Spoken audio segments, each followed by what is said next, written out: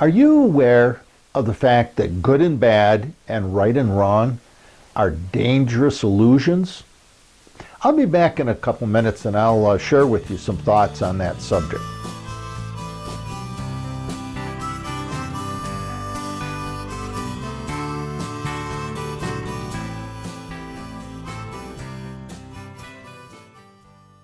Hi, I'm Dick Rauscher.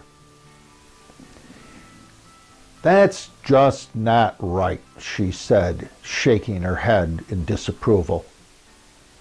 What are you talking about? Of course it's right, he responded, with annoyance dripping from his words. Now, I didn't want to tell them that they were both wrong, so I quietly walked away from the conversation. When I shared the experience with a friend later that day, he looked at me with amazement and said, "I think you're wrong. She's right. It was just not right." Now, I find it interesting that most of the conversations we have with one another tend to be about whose belief is right and whose belief is wrong. The amount of human energy expended in conversations about right and wrong is absolutely staggering. Without right and wrong, this article, however, would be meaningless, right? Without right and wrong, our news broadcasts would be incredibly boring. Our divorce rate would probably plummet, and the number of attorneys in the world that would have to search for other work would probably increase rather dramatically. But what is most interesting about good and bad, and right and wrong, is the reality that those categories are illusions. They're found only in the human mind. No other life forms that we know of are capable of understanding the dualistic concepts of right and wrong or good and bad. Nowhere in nature or in all of creation are there any examples of something being right or wrong. Things just are. Reality is simply what it is. Good and bad, right and wrong, are nothing more than subjective beliefs created by our dualistic human ego so as to create and support our unique sense of self-identity. I subjectively think something is right. You subjectively think something is wrong. I subjectively label it as good. You subjectively label it as bad. This is proof to our ego that we are indeed separate, different, and very unique persons. Because my dualistic ego needs to be right, however, I will expend an enormous amount of emotional energy trying to convince you that I'm right and you're wrong, of course. Your dualistic ego will do the same to me.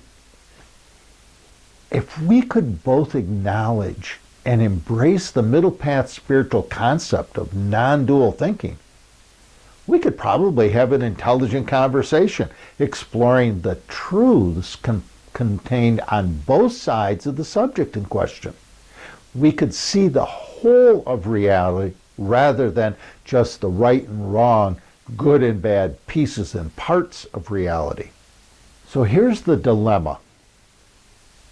Let me pose a question. If most of the violence and conflict we see around the world is created by judgmental black and white, good and bad, right and wrong thinking, what would we expend all that wasted emotional energy on if we could eliminate good and bad, right and wrong, and then simply let others believe whatever they wanted to believe? Wouldn't that make the world a better place? I certainly would have more time to practice my mandolin, but then what would I write about? What would the world look like without the subjective categories of good and bad, right and wrong? What would we all talk about? Seriously, think about it. What would we talk about? How would we maintain our sense of self-identity? Our entire human culture is based on categories of right and wrong, right? And the conflict, of course, that right and wrong thinking creates in the world, religions would probably disappear. Nations would cease to exist. Wars would no longer be needed. The utopia we could create with non-dual thinking is a great spiritual goal.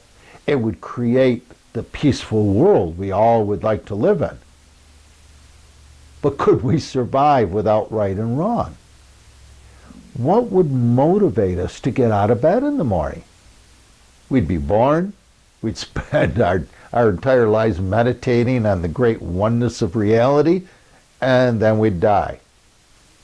So let me offer a conclusion and a possible solution to this dilemma. I believe the only path out of this dilemma, the only viable path available to humans and human culture, is continuing to embrace our dualistic categories of right and wrong and our spiritual growth toward non-duality and middle path non-dual thinking. In other words, we need them both. The tensions present in those two contradictions is not unique.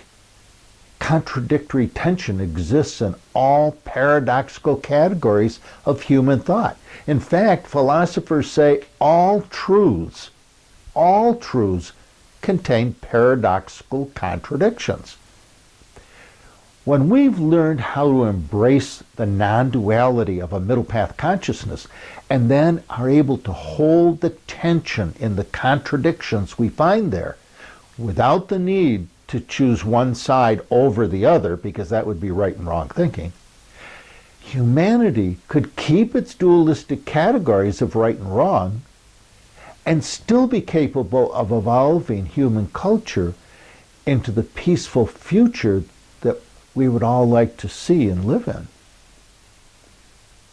Really? You think I'm wrong? Why? What am I missing in that contradiction?